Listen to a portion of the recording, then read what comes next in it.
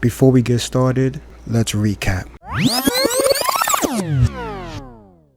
The 2025 season almost gave us something BK Flatbush had never seen before, a dynasty. After winning a championship in his first season, Joe entered 2025 with one goal to prove. It wasn't a fluke, and for most of the year, it looked like nobody could stop him. The defending champion marched through the league, putting himself within striking distance of becoming the first back-to-back champion in league history. But fantasy football has a funny way of humbling people, and instead, another familiar face rose to the top. Now, remember the player who carried Joe to the 2024 title? The guy he traded for? The centerpiece of the whole run? That's the exact player who beat him for the 2025 season. Derrick Henry, Alabama. Same player, different roster. A former champion who reminded everyone exactly why he's one of the most dangerous owners in the league, capturing his second BK Flatbush 2.0 title and denying history in the process. So, congratulations are in order.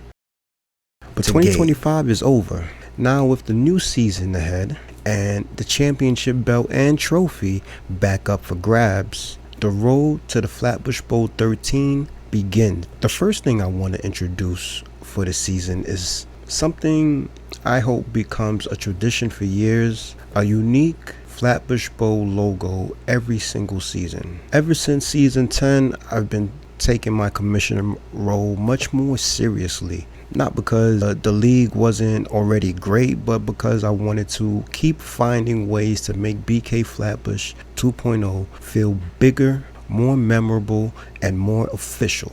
At the end of the day, we're not just setting lineups and talking trash. We're building a decade of league history, and every great league has traditions. That's why moving forward, each Flatbush Bowl will have its own identity, theme, and logo. Just like Super Bowl, I want each season of BK Flatbush 2.0 to feel like its own chapter in our league story. Now, technically, I only started creating these recently, but if we're going to do this right, we can't start at season 13. So allow me to take the time to go back and officially give the previous seasons the themes they deserve before we reveal this year's Flatbush Bowl logo and what season 13 represents. Season 1, the rebirth. Enter the Lion's Den. The beginning of BK Flatbush 2.0. A new commissioner, a new era, a fresh start for the league. As Rick loves to remind us, this was the moment everyone stepped into the Lion's Den. The lion became a symbol of what every owner was chasing, the right to be the last man standing. Season 2, Battle of the Crown. Only one can rule. The first year where it felt like this league had found its footing. The foundation was set. The question was simple. Who would rise above everyone else and claim the crown? Season 3, Crown of Chaos. No king is safe. By year 3, nobody could hold on to power for long.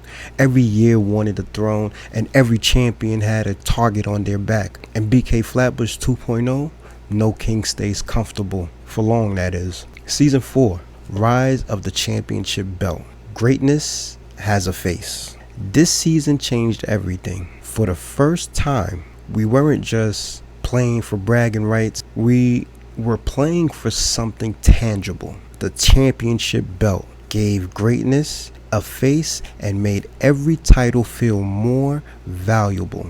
Season 5, Legacy Forge. Champions become legends. 5 seasons in, the league had officially built a history of its own. They became part of your legacy. Once your name is written into league history, nobody can ever take it away. Season 6, War of Immortality. History remembers winners. Every owner wants a championship, but some championships mean more than others. This season was about chasing something bigger than a trophy. Immortality within league history. Season 7, Path to dynasty. Greatness wants another. For 6 straight seasons, 6 different champions had been crowned. With only 10 owners in the league, it felt inevitable that someone would finally break through and become the first owner to win a second title. The chase for a dynasty had officially begun. Season 8, Collision Course. Only one survives impact. By this point, rivalries had formed, contenders had emerged, and championship expectations were higher than ever. Every season eventually leads to a collision between the league's best.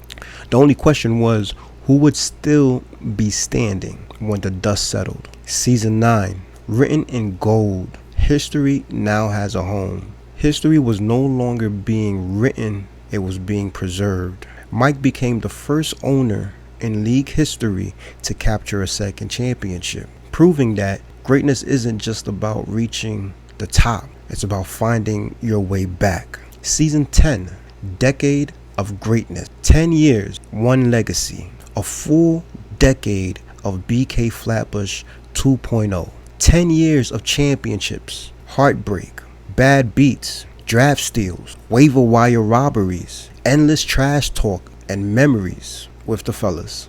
What started as a fantasy football league had become something much bigger. Season 11, the expansion era. New blood, new battles. The league had expanded again from 8 to 10 and now 12.